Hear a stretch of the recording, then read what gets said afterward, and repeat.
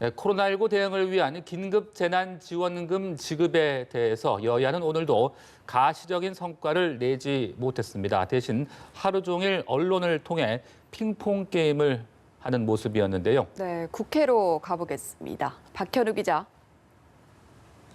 네, 국회입니다. 오늘 하루 있었던 긴급 재난지원금과 관련한 여야 움직임을 정리해 보도록 하겠습니다. 우선 성공을 펼친 건 민주당이었습니다. 통합당이 총선 과정에서 전 국민 50만 원 지원 약속을 해놓고선 총선 이후 말을 바꿔 국회에서의 논의가 꼬이고 있다며 명확한 당론을 제시해 줄 것을 통합당에 요구했는데요. 공을 넘겨받은 통합당은 자신들의 반대로 긴급 재난지원금 지급이 되지 않고 있는 것처럼 여당이 호도하는 것이라고 맞받았습니다. 그러면서 현 시점에서 문제는 정부와 여당이 엇박자를 내고 있는 것이라며 지급 범위 등과 관련해서 당정 간 합의안을 들고 온다면 그대로 받아들이겠다고 반격했습니다.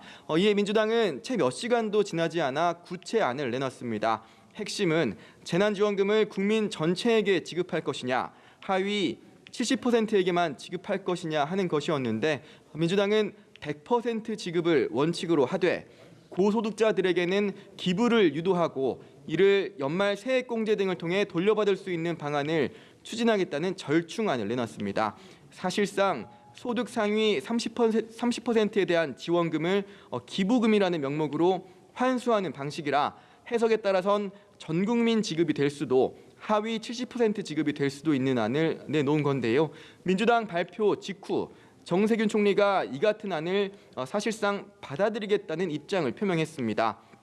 당 정간 절충안이 마련된 것으로도 볼 수 있는데 이에 또다시 공을 넘겨받은 통합당은 민주당의 주장은 구체성이 없을 뿐더러 예산 증액이 필요한 사안이라고 주장했습니다. 그러면서 이는 정부가 받아들이지 않겠다고 밝힌 내용인 것으로 안다며 민주당 안이 정부 측과 합의된 내용이라면 하루속히 수정 예산안을 국회에 제출해달라고 정부에 요구했습니다. 네, 이런 가운데 지도부 공백 사태가 이어지고 있는 통합당은 앞으로 비대위 체제로 당을 운영한다는데 의견을 모았다고요? 네, 통합당은 오늘 오전 최고위를 거쳐 차기 지도체제에 대한 당내 의견 수렴 결과를 발표했습니다. 현역 의원들과 21대 총선 당선인 모두에게 비대위 체제로 갈지 전당대회를 앞당겨 시행하는 방안 등을 추진할지를 묻는 전수조사 결과를 발표한 건데요. 심재철 당대표 권한대행은 다수 의견에 따라 김종인 비대위 체제로 가는 방안을 확정했다고 밝혔습니다. 하지만 김종인 전 선대위원장이 이를 수락할지는 현재로서는 미지수입니다. 앞서 김 전 선대위원장은 오전 라디오에 출연해 조기 전당대회 등 전제가 붙는 상황이라면 비대위원장을 맡을 의사가 없다는 뜻을 분명히 했습니다. 당을 추스리는 기간은 일을 해봐야 아는 것이고 또 그 과정에서 당대표의 권한이 주어지게 되는 것이라며 사실상 무기한 전권을 요구한 건데요.